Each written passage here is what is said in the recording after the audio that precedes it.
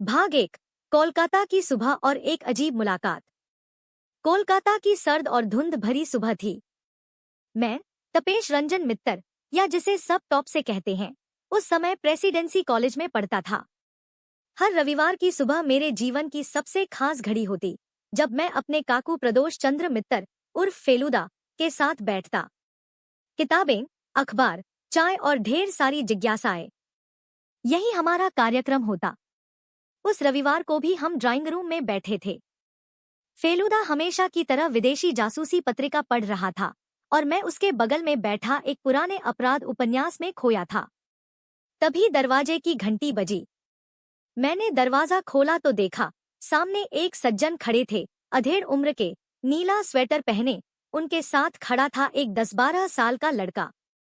उसकी आंखों में कुछ गहराई थी, जैसे वो इस संसार से परे कहीं और देख रहा हो।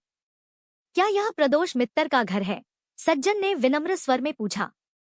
हाँ, आइए, मैंने दरवाजा खोलते हुए कहा। वे दोनों भीतर आए। परिचय हुआ। सज्जन का नाम था श्रीधर बोस और लड़का था उनका बेटा मुकुल। फेलुदा ने ध्यानपूर्वक दोनों को देखा, फिर धीरे से बोला, बैठिए। मैं आपकी क्या सहायता कर सकता हूँ? श्रीधर बोले, मेरे बेटे को कुछ विचित्र अनुभव होते हैं। यह कहता है कि यह इस जन्म का नहीं है। फेलुदा की भौहें तन गई। आप पुनर्जन्म की बात कर रहे हैं? श्रीधर ने सिर हिलाया। हाँ। मुकुल कहता है कि वह किसी दूसरे स्थान पर पैदा हुआ था। वहां रेत थी, किले थे और उसकी मृत्यु हुई थी। फेलुदा अब पूरे ध्यान से मुकुल की ओर देखने लगा।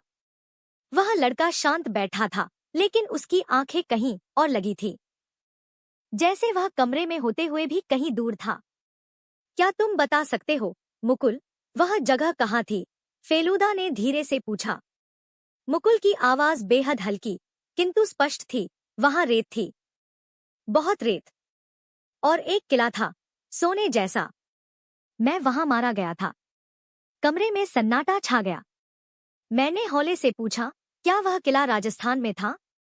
मुकुल ने सिर हिलाया, शायद जैसलमेर। फेलुदा ने अब श्रीधर की ओर देखा। क्या आपने किसी विशेषज्ञ को दिखाया? हाँ, वे बोले, डॉक्टर हाजरा नामक पैरासाइकोलॉजिस्ट ने मुकुल की केस स्टडी की है। वे कहते हैं कि यदि हम मुकुल को उस जगह ले जाएं, तो उसकी यादें और स्पष्ट हो सकती हैं। फेलुदा की आंखें चमक उठीं। क्या आप चाहेंगे कि मैं भी साथ चलूं?